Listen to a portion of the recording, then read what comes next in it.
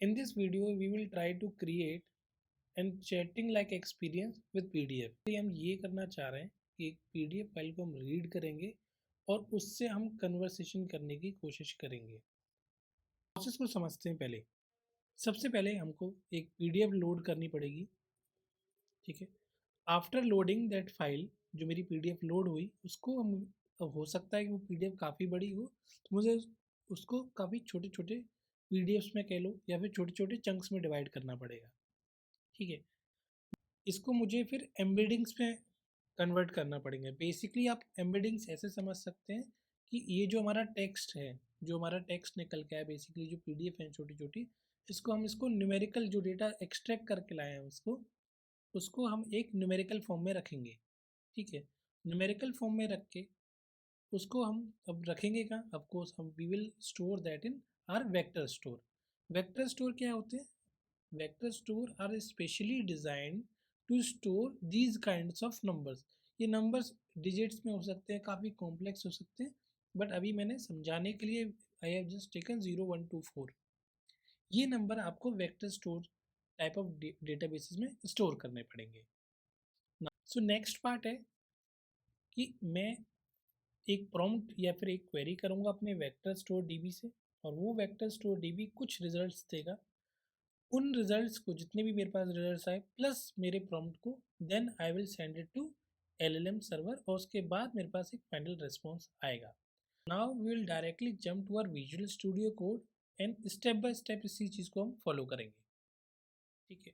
So visual Studio code में सबसे पहले हम क्या करेंगे, our first step is to import the necessary libraries. Our next step is to load the PDF file. इस case में मैंने NCERT बुक का एक चैप्टर डाउनलोड करके उसको यूज़ कर रहे हैं। मेक श्योर कीजिए कि जिस पाथ में, जिस फोल्डर में आपका ये चैट विद pdf.js फाइल है, उसी के साथ में NCERT.pdf होनी चाहिए। नाउ अब मेरे पास इतने ज़्यादा डॉक्स हो सकते हैं, काफ़ी बड़ी फाइल हो सकती है, तो मेरा नेक्स्ट स्टेप इज़ टू उसके छोटे छोटे, जितने भी छोटे छोटे चंक्स हो सकते हैं उसमें कन्वर्ट करें उसे हम। सो हमने क्या किया, LangChain की इस लाइब्रेरी का यूज़ किया, जो कि हमारे जितने भी डॉक्स थे उसको करेक्टर्स में स्प्लिट कर दे। सो हमने जो चंक्स बनाए, ठीक है, चंक्स कितने करेक्टर्स के होने चाहिए। सो अभी मैंने क्या बताया, मैंने करेक्टर्स के जो चंक्स है वो 1000 हैं और ओवरलैपिंग 200 है। फाइनली मेरे पास अब ये चंक डॉक्यूमेंट्स आ चुके हैं, इसकी बनाएंगे हम एम्बेडिंग्स। बेसिकली ये जो चंक डॉक्स आए हैं इसको हम कन्वर्ट करेंगे कुछ न्यूमेरिकल डेटा के अंदर, ताकि हम उसको वेक्टर स्टोर डीबी में स्टोर कर सकें।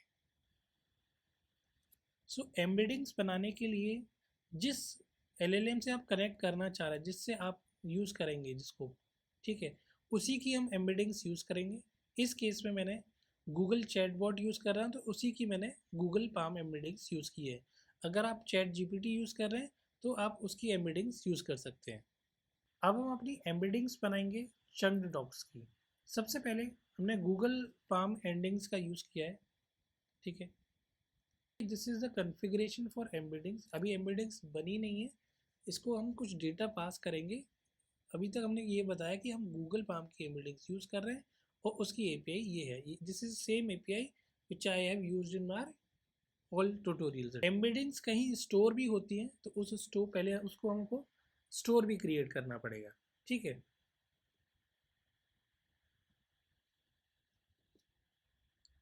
So here I am using this HNSW library.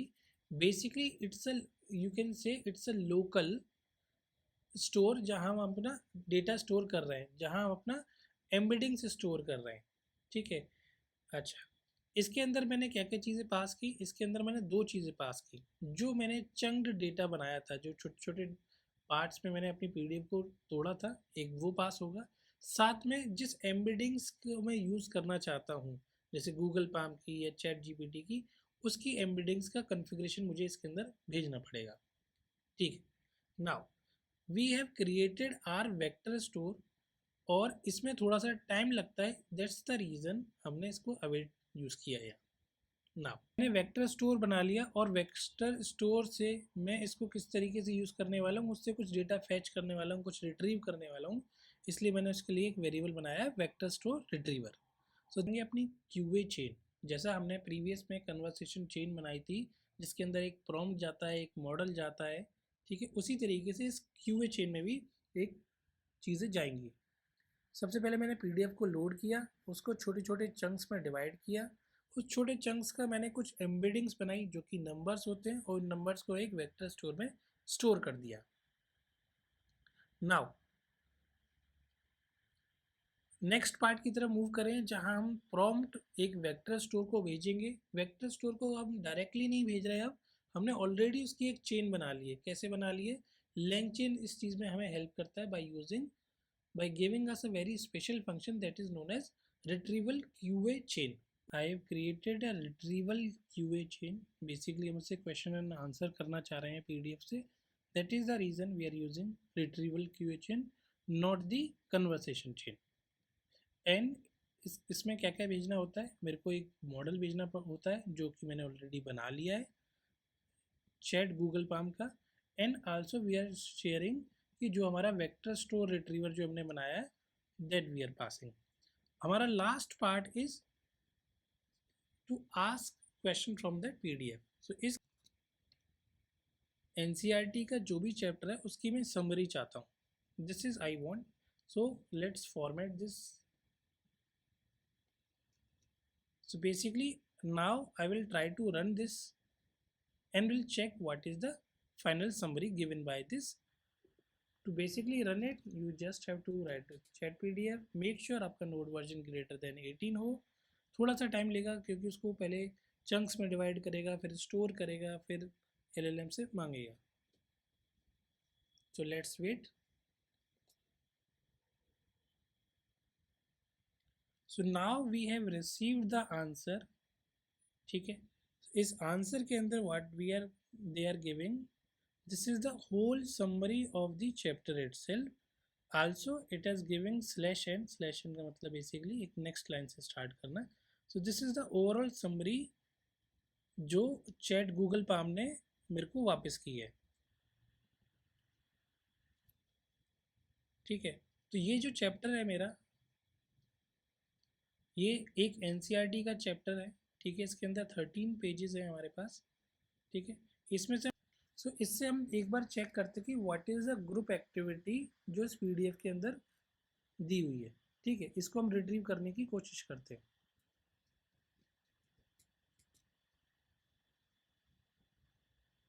Now what we will do, we will check what is the group activity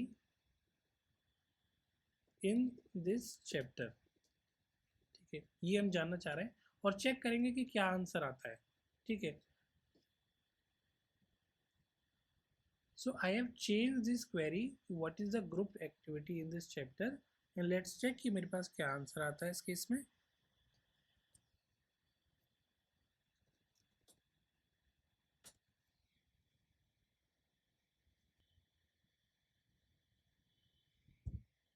yes, so मेरे पास एक रेस्पॉन्स आया है.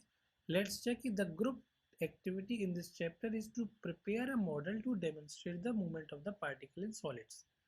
वापस हम PDF पे जाते हैं कि क्या इसने सही आंसर दिया है कि दे to make this model you will need a transparent jar, a big rubber balloon for piece of stretchable rubber. ठीक है, ये चेक करते हैं कि क्या हमारे पास सिमिलर काइंड ऑफ NCERT के अंदर बुक के अंदर वो ग्रुप एक्टिविटी थी या नहीं. सेम एग्जैक्टली आंसर कि चिकपी ट्रांसपेरेंट जो भी है, these are the overall response from that PDF file. इसके साथ में इसने ये भी बताया कि what happens के रिलेटेड. राइट, इसने साथ में जो हाउ टू मेक वाला पार्ट भी बताया है, इसने व्हाट हैपन्स वाला भी पार्ट बताया, और साथ में इसने ये भी बताया कि what is the things required in this. Overall in this way you can ask n number of questions from this PDF. So ये हमने बहुत ही बेसिक एग्जांपल लिया जिसके अंदर हमने एक NCERT बुक के चैप्टर की समरी चेक की और उसके अंदर एक ग्रुप एक्टिविटी क्या लिखी है वो हमने चेक की. If you like the series, please give a like or comment and please